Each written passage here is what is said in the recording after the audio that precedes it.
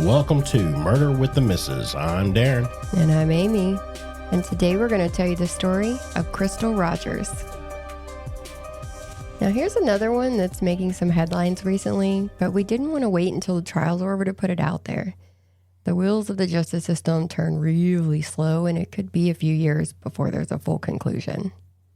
Some of my fellow true crime followers may already know this story, but I will start from the beginning for those who are just finding out about it, because it has a lot of different aspects to it. I will try to go in a timeline format so you can have an idea as to how things unfolded. Great, let's get into it. Today we're talking about the disappearance of 35-year-old Crystal Rogers, who live in Bardstown, Kentucky, which is about 40 miles southeast of Louisville. She was the oldest child of Tommy and Sherry Ballard, and they had a close relationship. Her parents are very important in this case. Crystal was also a mother of 5 children. She was married to the father of 2 of her children, but the relationship ended in divorce. So she moved into a rental house in Bardstown that was owned by Brooks Houcks. It is reported that he had over 70 rental properties, and tax records back then showed he owned at least 130 parcels of property in this town. So the family name was very well known, and he was reportedly a multi-millionaire. I would imagine he was, with all that income coming in each month. Very true. Property, my grandpa always used to tell me that they're not making any more land, so anytime you can get property, get it. True. And it's said that he also builds houses in this area, so he had that going too. He had a farm, and his family had a farm in town as well. On a side note, he even ran for sheriff in 2014, but he lost. Crystal renting the house from him is how the two actually met. Reports are that when they started dating, he came over to meet her family, and it was actually her parents that were trying to make the good impression on Brooks instead of the other way around because of how high the family name was held in the community. The relationship started out good, and her family was happy for her since she was a struggling single mother at the time who was working 2 jobs after the divorce. But the honeymoon phase didn't last long. Crystal reportedly came over to her parents' house once with a bruise on her shoulder that she got while skeet shooting with Brooks. Well, we're all familiar with recoil on a shotgun. If you don't hold it properly, it will kick back and it can cause bruising. That's true. But the upsetting part is that they had been shooting and everything was fine until Brooks decided to play a prank on Crystal and changed out the shell so that the recoil would be worse. And when it was, and she got hurt, he thought it was funny. That's weirdly mean. Yeah, that's really weird humor. Why would he play around with a gun in the first place? It's just too many things can go wrong. Yeah, it's just, he's not a smart man. Yeah. But you'll see that he's arrogant, loud, deceiving, narcissistic. He's an all-around manipulator. And as timid as Crystal was, you'll see that he was intimidating to her too. Now, Crystal ended up getting pregnant with their son, Eli, and she moved in with Brooks at his farm. Once Eli was born, it was clear that he treated him differently than her other 4 children. For instance, when they would go grocery shopping, Brooks would pay for things that were for him, Crystal, and Eli, but would make Crystal pay for anything that her other kids needed. So her multi-million-dollar boyfriend who supposedly loved her. Right. Treated her kids like shit. Yeah, okay. So he's... Yeah. Assholes like that make me wish I had so many more middle fingers. Yeah. I mean, either way, you married or you got into this relationship, you knew what you was getting into. You take the mom, you take the kids. Exactly. If you don't want them, you don't want her. Bye. I mean, Simple. How many kids have we took in that just were friends? That's very true. That's very true. Family is family. And we still feed them today. But just like us, people could see the cracks in the relationship, of course. Crystal wanted to leave him, but he had money and power. Plus, they had Eli. She was worried that he would make it really hard on her or take Eli away from her. Also, I feel like I need to mention that just before Crystal disappeared, Brooks ran into Crystal's sister at Walmart, and the sister said he was asking about their aunt. Now, she was killed back in 1979. Her vehicle was found on the Ohio River with her purse inside in 1982. And then later that year, her body was found on a farm in Nelson County. She had been shot to death, But Brooks was so adamant about getting the details of her death and the finding her car, and just he wanted all the details. It freaked her sister out, and she left her cart in the aisle and walked right out the front door. He was that intense. But that's just to show his weirdness. Now back to Crystal's story. On July 3rd, 2015, she told people that her and Brooks were going to have a date night out at the farm feeding the cattle. Well, who said romance is dead? Not Brooks. He knew how to treat a lady. But Crystal was seen on Walmart surveillance footage with some of her kids earlier in the day, footage that her dad, Tommy, actually obtained. She got a sitter for her 2 kids, took the other 2 to her ex-husband, and then her and Eli, who was now 2 at the time, went to the family farm, or to the farm, yeah. It actually rained pretty hard that night, but Brooks reported that they went out and fed cattle at the family farm and didn't get finished until around midnight. They got back home, and he went to bed, leaving her on the couch playing games on her phone. When he woke up the next morning, Eli was there, but Crystal was nowhere to be found. This is a story that he told police and even Nancy Grace later on. But on that day, he said he got Eli ready and headed to the family farm where there was a family event happening that day. He tried to call Crystal, but she didn't answer. She just up and left in the middle of the night, leaving her son and other kids, and was never seen again, according to him. According to him. That's just too weird. Right? Now, later he would change his story to say that usually when they got into a fight, she would leave and spend a couple days with her friend Sabrina and wouldn't talk to him. Oh, but so he changed his story later on to say that he actually had a fight. Right. But he never mentioned that before. Nope. Never mentioned a fight. Gotcha. Now, the argument was about how unfairly he treated her other children. And it wasn't until Crystal's daughter called Crystal's mom, Sherry, 2 days later on the 5th, and raised concerns about not being able to get a hold of Crystal. When Sherry asked Brooks about it, she said she was going to file a missing persons report, and he said, "You should do that." And they did. And this is where it starts taking a lot of turns. So I will try to keep the story straight enough to follow. There's a lot of information. There was immediately reports of a car matching Crystal's car's description abandoned on Bluegrass Parkway. A man coming home at around 10:30 on the night that Crystal was last seen noticed the car. When he went back to work the next morning, the car was still there. So there's flaws in Brooks' timeline. He said he and Crystal were together until after midnight when he went to bed. Mm-hmm. But the car was seen at 10 o'clock or 10:30. That doesn't add up. Like, why was her car on the side of the road if she was with him? Yeah. Wouldn't her car be at his house? Their house? Well, yeah, exactly. And if it's not, why are they not getting the car off the side of the road? You just leave it there? Mm-hmm. Okay. And this is why I mentioned Crystal's aunt's murder that Brooks was drilling her sister about at the Walmart. Because Crystal's car was found near where the aunt's body was recovered. So it just looked like a really big coincidence. When Crystal's dad, Tommy, and her brother went to look at the car, they said there were tire marks on the road. The car had a flat tire.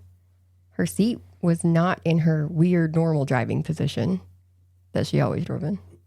And her uncharged phone, purse, and keys were inside.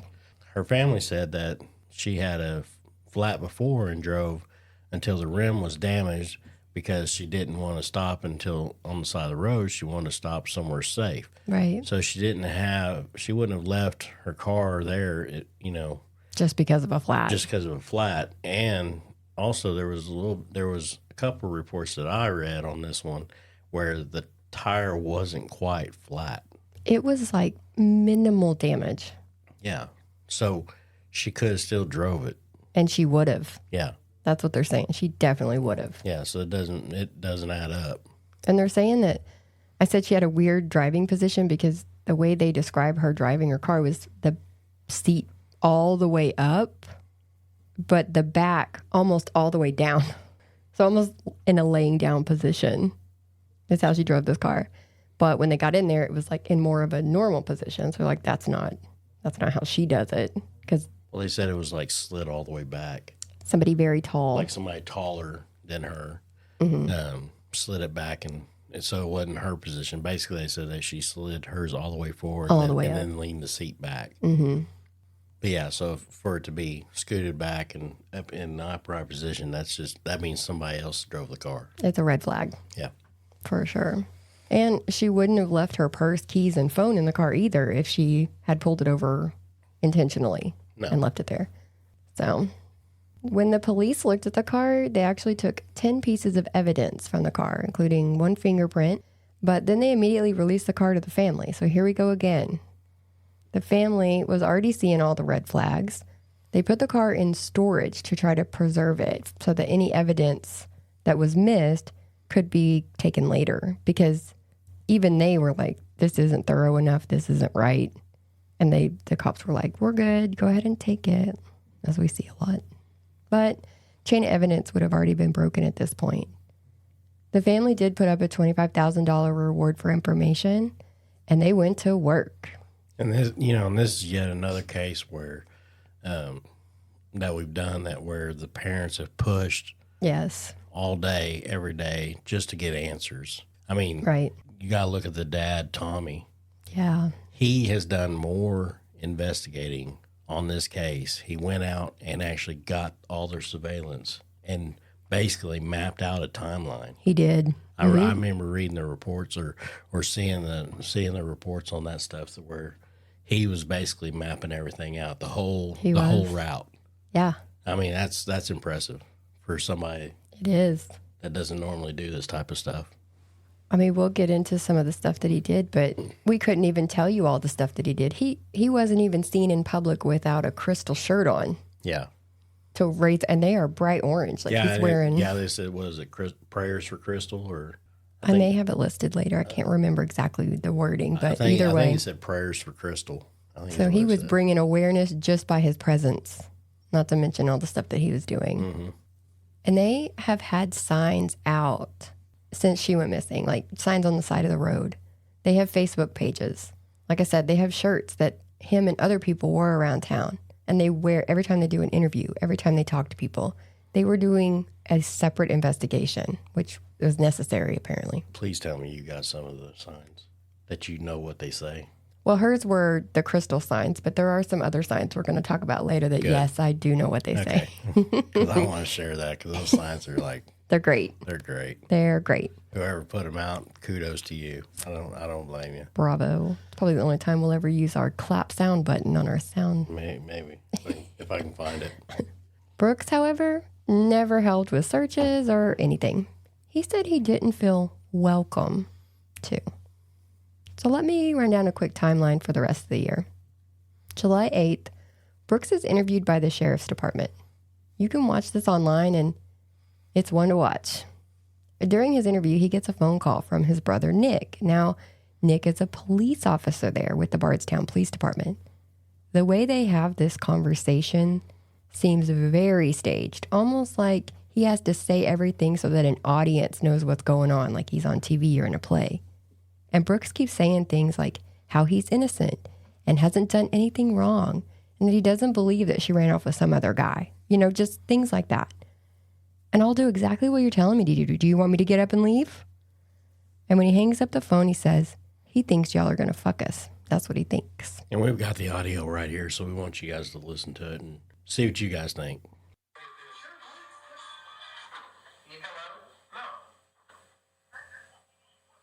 I'm up here. I know that you didn't know I'm up here in this interview with the Detective Snow.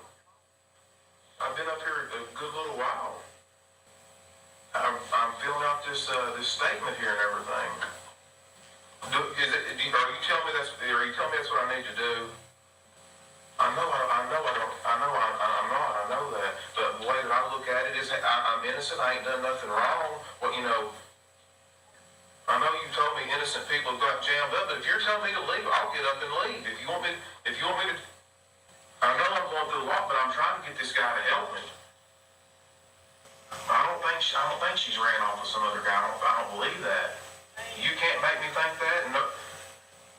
Yeah, so do I. I'll do exactly what you're telling me to do right now. You want me to get up and leave? Man, I don't think these people are vindictive just to skin me for no reason. Man, this is not their family. This is not. All right, thank you.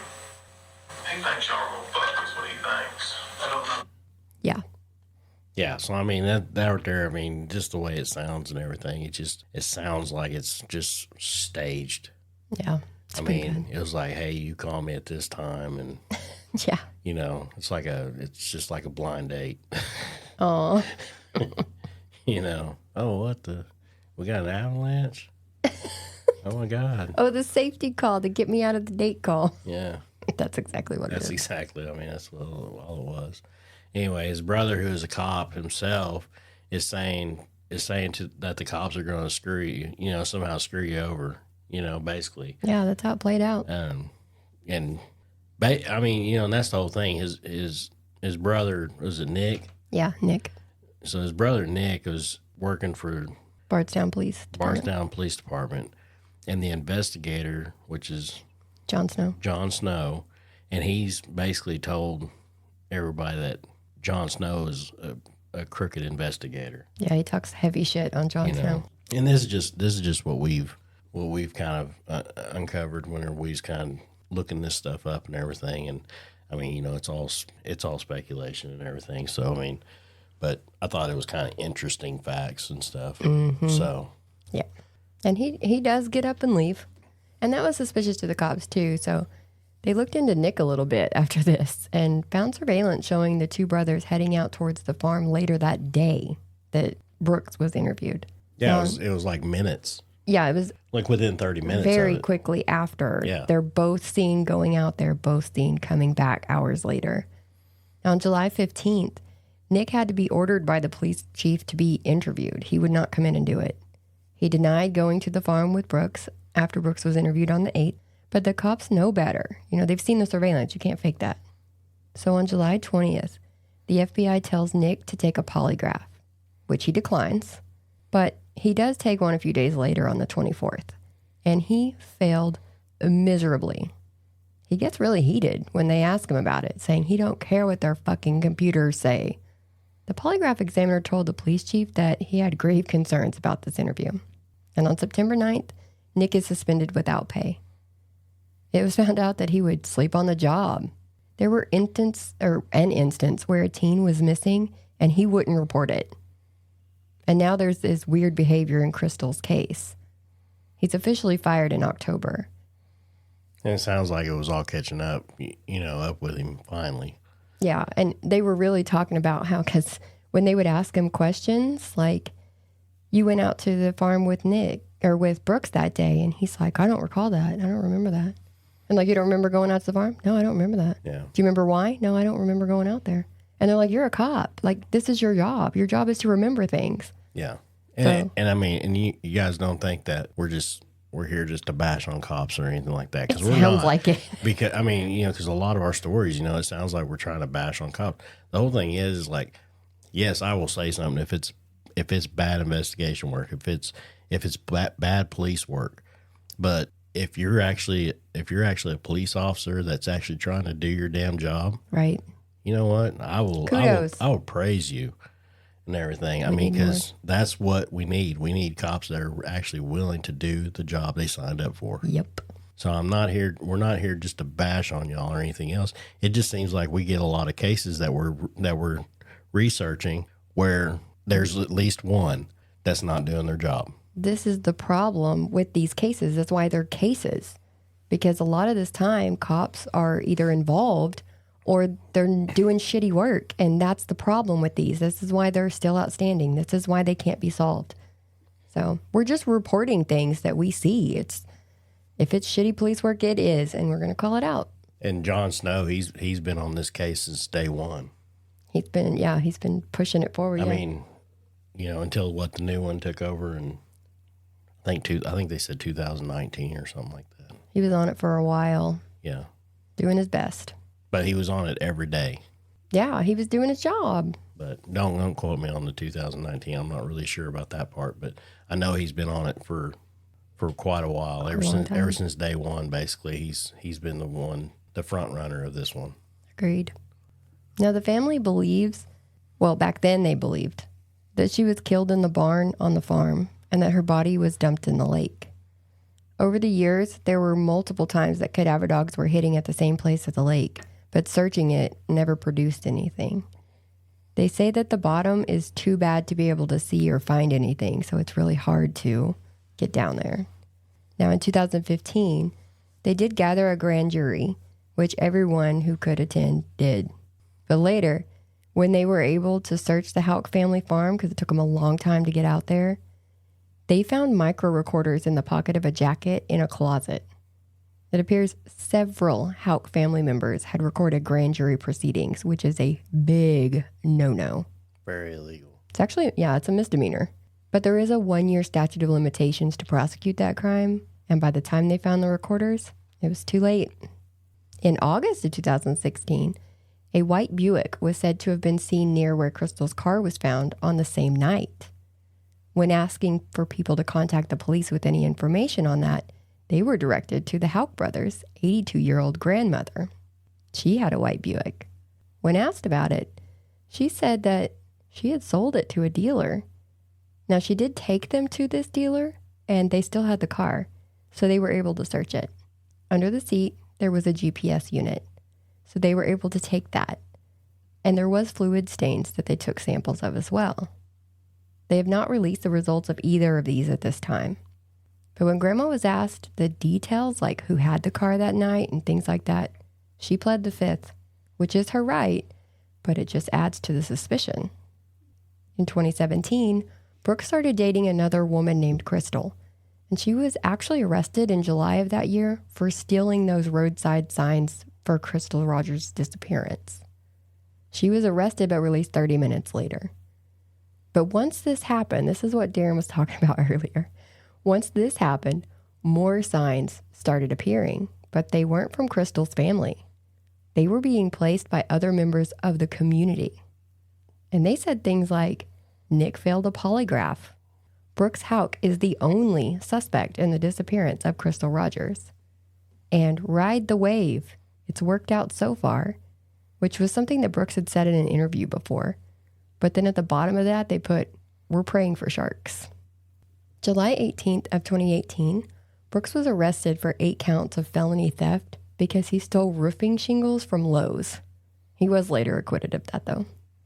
What the hell's happening? The family's nuts. Well, he did build houses, so I guess he was just trying to get him some free materials. He's a multi-millionaire. That's how you stay that way. You steal shit. What the hell ever? You freaking, he's building houses all the damn time. You're a multi-millionaire and you can't go freaking... Get some shingles? Get some shingles from Lowe's. Oh, he got them. Good Lord. He just didn't pay for them. What a tool bag. He is a tool bag. They're all shady, the whole family.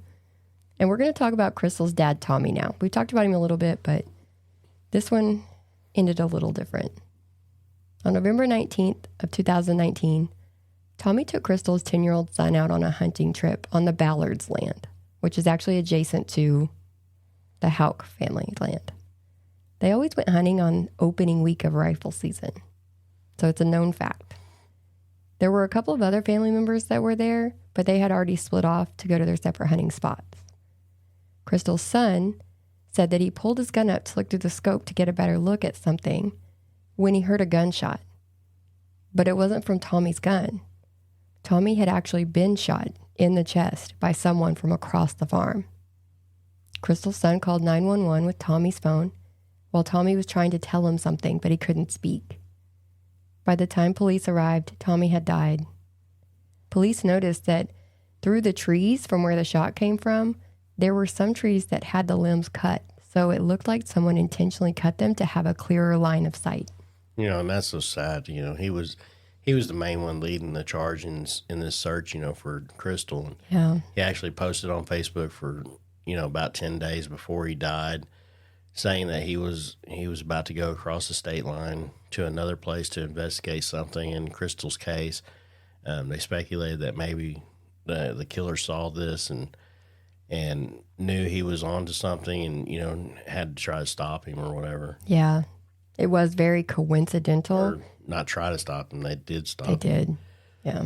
He was very excited about this new development.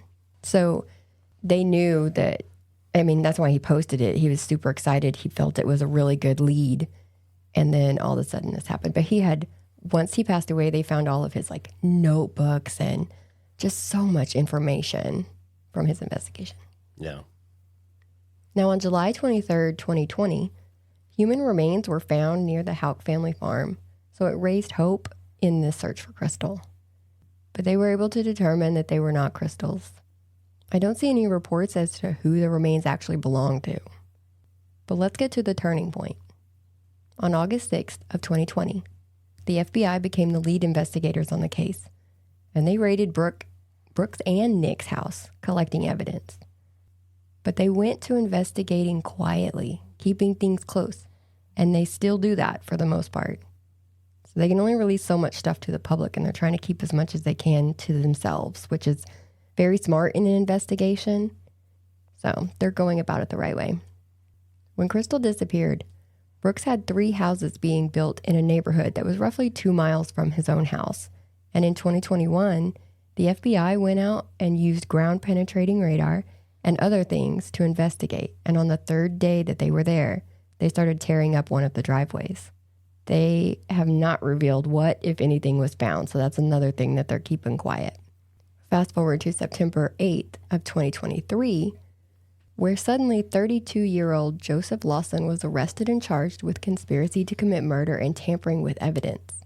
He pled not guilty, and his bond was set for $500,000. He tried to get a bond reduction because he was in a wheelchair now due to a motorcycle wreck, and says he's not a flight risk. But he has a lengthy history of domestic violence, so he was denied. On September 27th of 2023, 41-year-old Brooks Houck was arrested and charged with Crystal's murder. He pled not guilty and has a $10 million cash bond. He has tried to get a reduction, saying he doesn't have as much money as they think he has, but as shady as his family is, he probably has stashes of cash in multiple places that he can get his hands on, so he also was denied. Most recently, on December 8th of 2023, 53-year-old Stephen Lawson, who is Joseph's father, was arrested and charged with conspiracy to commit murder and tampering with evidence as well. His bond was initially set for $500,000 too, but he did get an approved bond reduction down to $250,000 because he doesn't have a violent criminal history, nor does he have the funds to be able to make the bond. Even though he was caught and arrested at his mother's house in Indiana, they didn't see him as a flight risk, but stated he likely won't be able to make the bond even at the lowered amount, so he's okay to go ahead and get that. But still, I mean, if he ran to Indiana, that shows that he's a flight risk. So I don't understand all that. Right. Now, he said he didn't actually flee to Indiana like he was trying to get away. He was there for work, so I guess he thought that made it okay. But that shows he has ties in other states and can just go at the drop of a hat. And this is where we are for Crystal Rogers' case.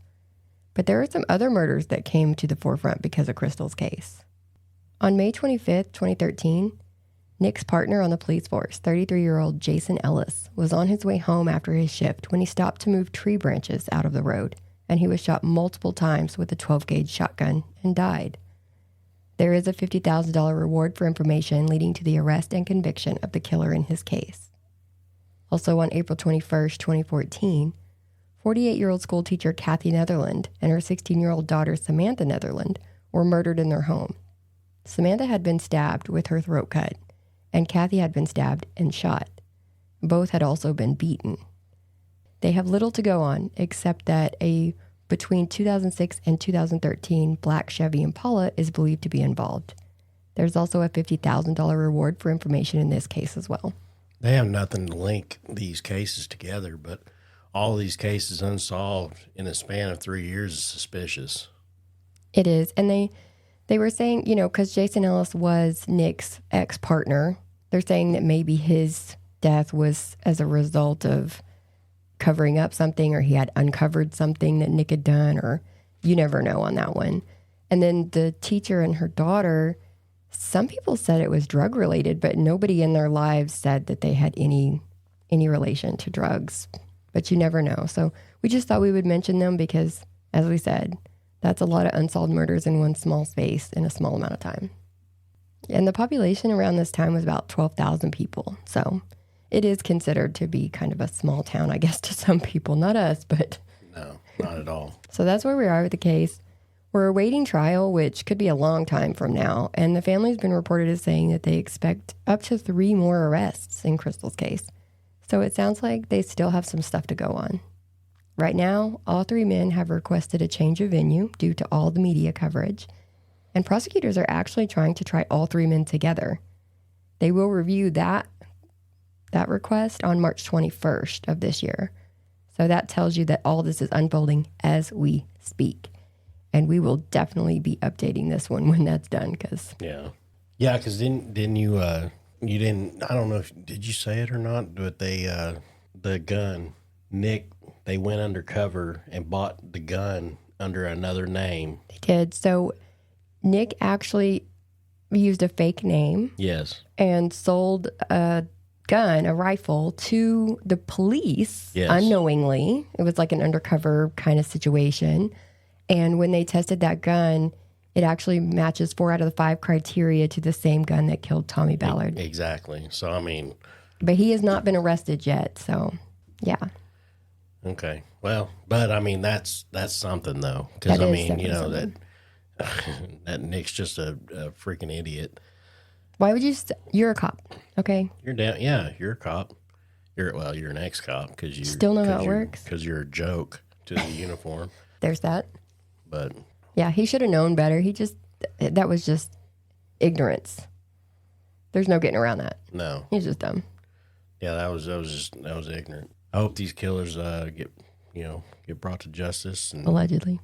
And I hope that maybe they find some answers out for these Crystal Rogers. Plus, maybe they find something about these other ones that just pop up within this short span too. Yeah, that's just weird. That is kind of weird. You know, what is that? 3 other people? 3 other people, yeah.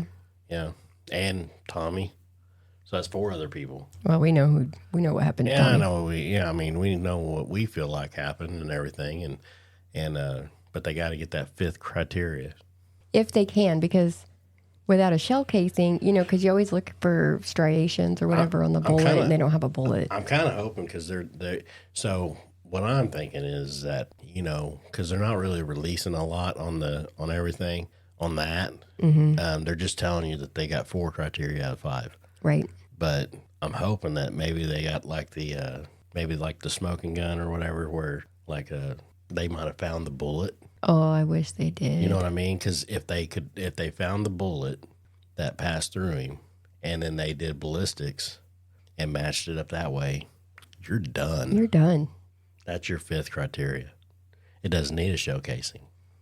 To me, and I'm just going to say this in my opinion, if I was on this jury, I wouldn't need that 5th criteria. No, if you already matched up 4, hello, see ya. Yeah, 4 out of 5, not bad. Yeah, I mean, come on. Plus all this tied together with it, I mean, you can't ignore all of this. No, not at all. I mean, it just basically, it comes down to this family had a lot of money. That's another recurring theme we see in some of our stories. Who's got the money? Mm-hmm. And this family had a lot of money, thought their shit didn't stink. Guess what? You guys are getting caught up in a lot. Yeah, that's really sad. Yep. But anyway, that's our story on this one right here. Guys, I hope you guys enjoyed it. If you guys don't mind, like, share, subscribe. Tell your friends. Make sure you guys check us out on Spotify and all the other platforms. All of them. Yep. We appreciate you guys. Catch you on the next one. Bye.